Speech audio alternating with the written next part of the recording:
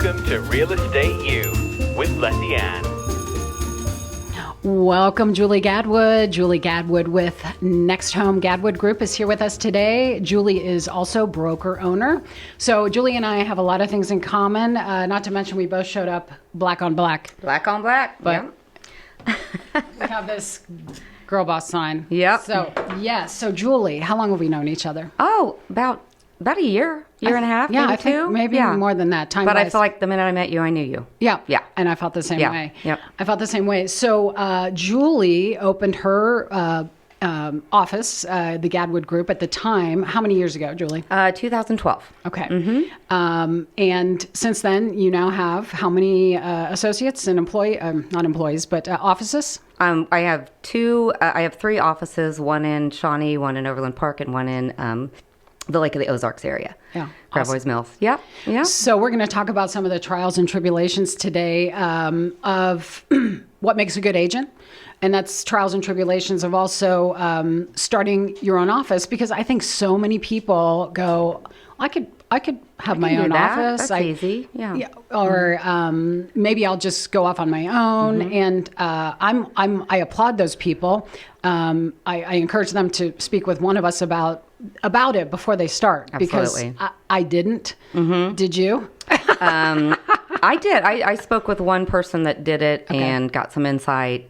But I think it's important to talk to people and kind of know what to expect. Right. Yeah. So anyone out there, if you're considering opening up your own real estate office, an independent, or be your own broker owner, if you will, I think Julie and I would welcome having a conversation with you.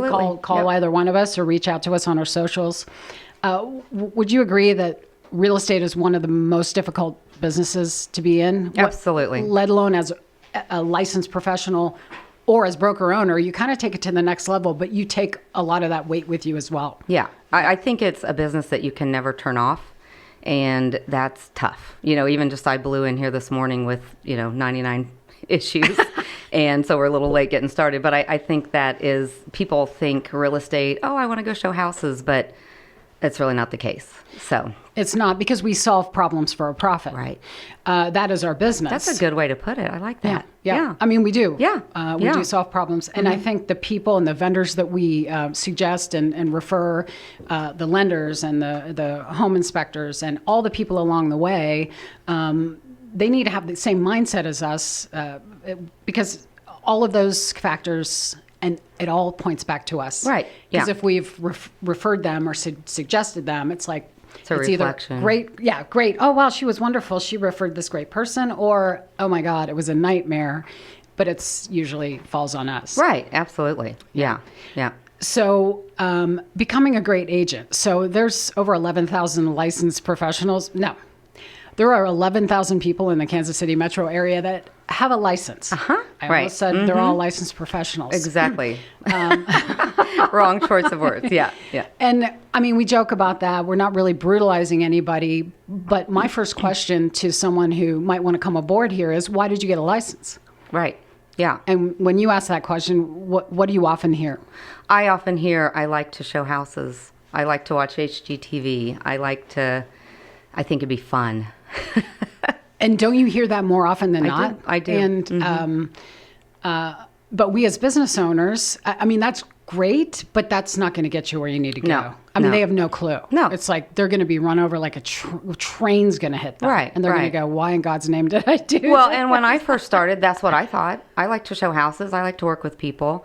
I didn't know I'd be talking about water heaters and sump pumps and septic tanks, So that's the reality. Exactly. And it's their biggest purchase of their life. Yeah. So if you're not not meaning Julie, right? But if you, the person who just got their license, or maybe they're licensed but they sort of are a hobbyist, if you don't know the reality of the stress on that buyer or seller, because people would rather get a root canal, Andy, than talk with a realtor. I think that's a fact somewhere, like the National Association of Realtors. Well, I think the impression is we get paid too much, and we don't do that much. All we do is open a door. Right. Oh, we're right. I found the house on my own. I'm starting to sweat already. I'm going to have to just take this jacket off, because it's like, why? Okay. the biggest purchase or the biggest sale of your life. Why would you trust that with Bobby's, Susie's friend's hairdresser's boyfriend? Right. Who is drives an Uber, and nothing against Uber drivers or anything to that effect. But I literally eat, sleep, and drink real estate. Now, understand, I do turn it off. I don't answer calls after 9 o'clock. I have a life. I have a husband. I have a family. I do need to have my sleep. It can wait till morning most of the time. Most of the time. Now, granted, unless you know a contract's coming in and you're like, right, okay, right. Yeah. If it gets here before 9, great. If not, we'll look at it tomorrow because we do have to live and sleep. Right. I still struggle, and it's my lifestyle. It's Right. your lifestyle. Right. Your family Right. isn't your entire family almost involved in your office? Yeah. My both my sons have their license, and my daughter's getting her license. So, That's but all awesome. their life they've seen me do real estate, so they see that I live it. And I do think there are agents who can do less business and do it right, and just know that client they're going to take from start to finish. You know what I mean? With the utmost care. With the utmost care. And if they have something else that they are doing, they should take on the amount of agents that they can handle and not, half do it, Right. if you will. You can know say what I mean? half-assed. It's okay. Thank you. I didn't know if just it were let it out, censored. sister. No censor. Yeah. So, No, yeah. he's kidding us. Okay. Oh, okay. He almost pulled the plug on us, but he's Yeah. joking. Look. Yeah. Uh-oh. But I do think, there's a lot of people who think they can just play around in this business, and that it's too important. It's just too important to, just dabble around. We have deadlines. We have to meet. And if we don't meet, it hurts our clients. We have, if it falls apart, someone is homeless. That's scary, So it's not, I show pretty houses. There's Right. so much more. And someone else will just take care of it after now they want to buy this house. So mentoring and support is key to getting those people to, so you have a licensed person who has really good intentions and good integrity and got their license for the right reason. We can show them through the process. Right. I mean, meaning you and I and other broker owners who, this is their lifestyle, and they're not babysitting 80 or more people in their office because that's a big job. It's scary. I mean, there's so many, I get shocked when I work with co-op agents and they miss their inspection period deadline. And, they send me a resolution or inspection on the 12th day. And, sorry, it's too late. Oh, I didn't know that. My broker didn't tell me. Well, you have your license, this is something that you went out and got, and you should know the guidelines. And yes, your broker should give you guidance, but at the end of the day, we are licensed agents. And if you don't know, ask. Right. Yeah. Yeah. But like you said, mentor, that's so important to have someone you can call. And every brokerage should have that, And I've heard, some of the bigger box places, the broker is usually broker manager. They're busy with just babysitting or what have you. And they say, if you have a question about that, why don't you, Johnny, it looks like Johnny's available over there. Can you see if Johnny can go with you? Like, who's Johnny? Right. And then that person's like, oh dear, I don't even know him. Well, and I think that's where we're a lot alike. We're going to grow our brokerages at a smart, smooth pace without people running around with scissors, making mistakes and not representing us well. So I agree with you. You're like a sister with blonde hair. Yeah. That's why we wore the same outfit today. Yeah. So it's just a shame. There's a couple of things, and I'll probably get on a soapbox, but it's a shame that someone isn't showing those co-op agents or guiding them, and they're flying solo because some of them feel really badly, like, oh, dang, like I really screwed up. And the other ones are like, I don't know, I was just at the lake last weekend and I didn't know that we needed to get back to you by Tuesday. Right. And they think like we're going to call and tell them. No, I'm like, if today's your last day, and if you're a realtor and you do transactions, you'll know what we're talking about. On the last day of inspection period, Well, first of all, I mark that day before it in red. Yeah. Like that means like you better do something on this day because tomorrow you're your host. Yeah. I still wake up in the middle of the night and count my fingers. Is this the 10th? I do it too. But again, that's taking the utmost care of your client. Mm-hmm.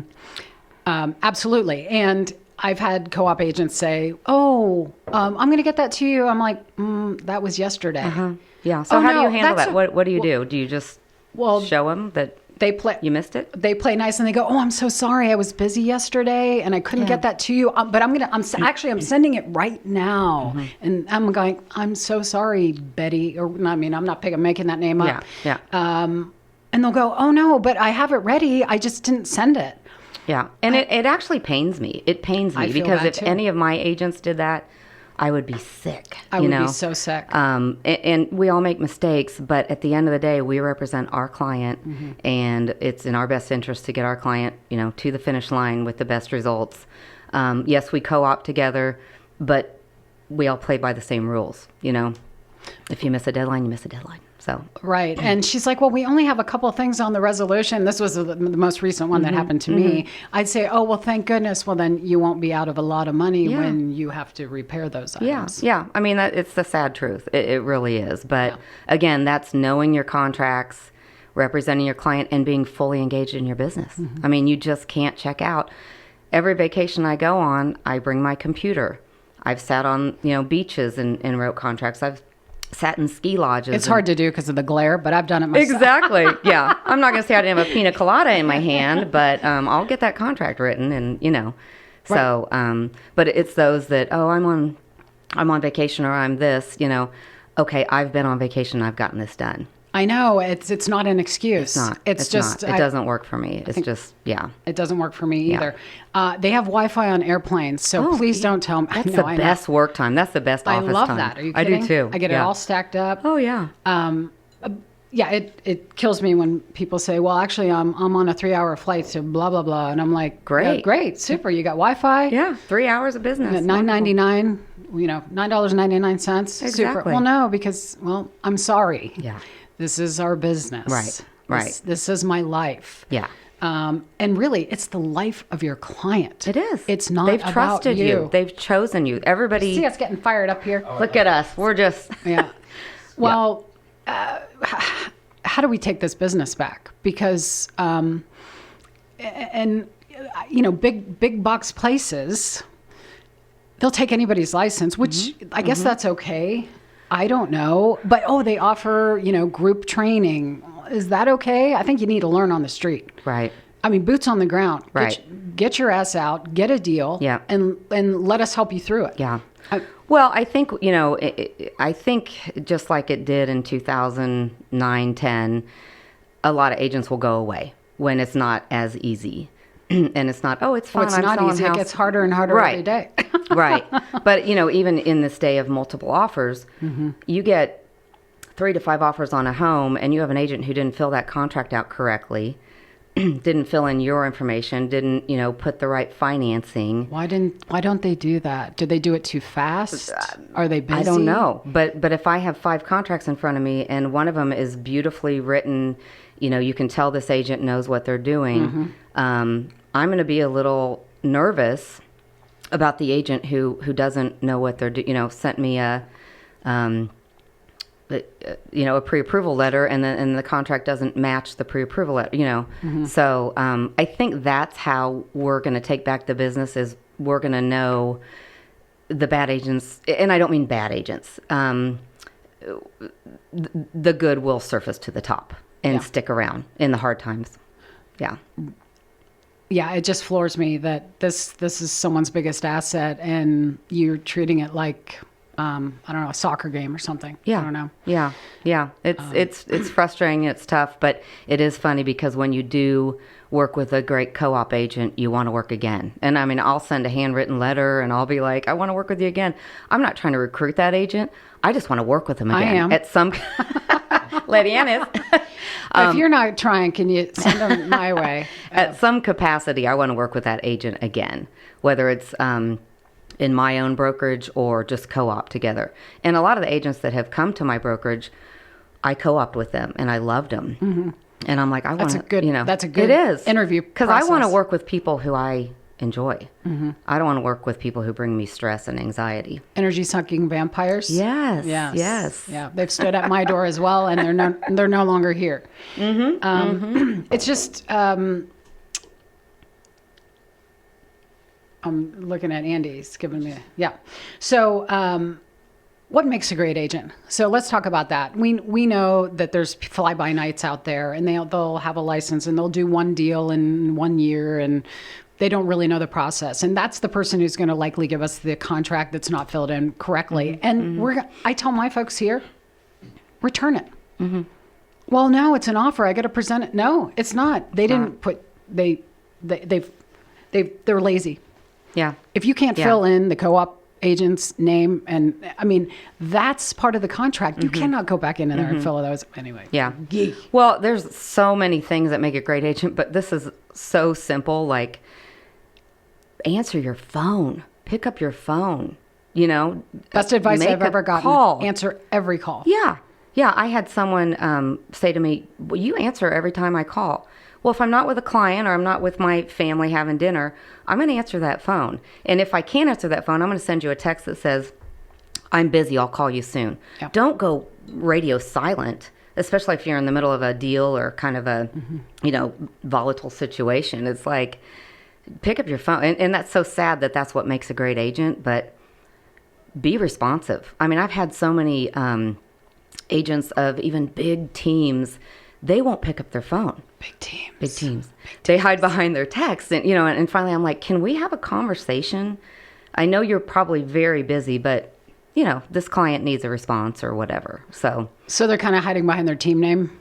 Maybe. Or, You said it, not me. You said it, not me. I think Andy said it. Andy's feeding me things. No, I'm just kidding. So what I think makes a great agent is they have values and they have integrity.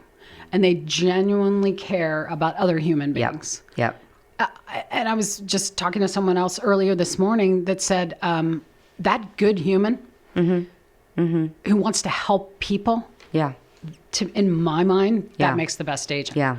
We had our convention in the spring, and we came up with the company came up with a hashtag, and it's humans over houses, because that's what it is. It's humans over houses. It's about the human. It's not about the house. We don't sell houses. We help humans reach their goals to achieve their dreams. And, and sometimes it's not dreams. Sometimes it's I lost a spouse, or I'm going through a divorce, or I can't afford this house. So it's not always this beautiful, oh, we found your dream home. Right. It's, can you dig me out from under this mess I'm in? And that feels good when you can help someone do that. It really does. And it's stressful enough. Like, even if it, like, say it was my first house, of course, that's very exciting, still stressful. Oh, yeah. But then someone did pass away, or there's a divorce situation. That's a whole nother ballgame. Oh, You need to have empathy, and, you really need to dial into that, like, be a good human. Yeah.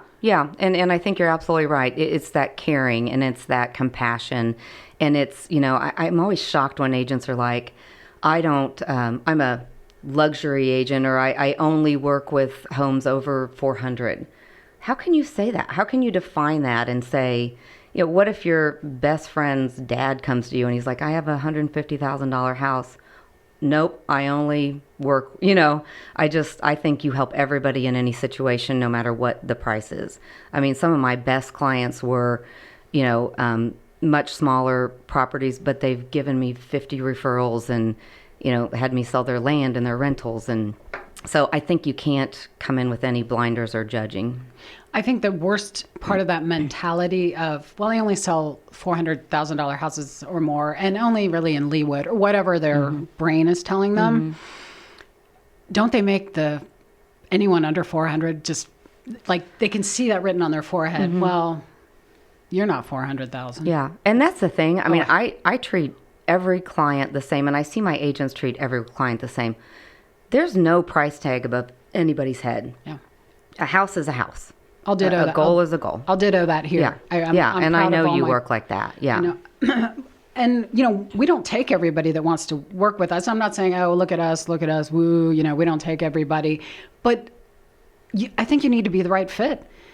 Like I said, the customer driven, customer first, and it's not about the price tag of the house. Right. It's about the person and getting them through. Right. So we have about 1 minute left. That's it? Julie. This went fast. Dude, I told you. It's like, what? Wow. I know. So why don't we do another one sometime soon? I hope Okay. you'll come back. I will. Any closing thoughts on what makes a great agent? I'm actually going to probably throw something in before you say something. Okay. And I think being mentored, and I don't mean by like Joey down the street, down the hallway on the last cubicle on the left, maybe he's available. Mm-hmm. Yeah. But I think a good, strong broker owner, driver, who's always willing to help you, always answers your phone for you, which I know you do for your people, and I do for mine. I tell them, if I don't answer when you call, you don't even have to leave me a message. The second I'm available, I will call you back. Right. And I think they appreciate that. Oh, yeah. That's what makes you good, and that's what makes people want to be with you. Right. Because that's important. Right back at you, sister. Anything else to add? What makes a great agent, I think, like you said, care and compassion. Let's keep the human in real estate. Let's keep the human in real estate. Love it, folks. Wonderful. Julie, thank you so much. Thank you. Come back, please. Okay, All right. absolutely. Great. Thank you.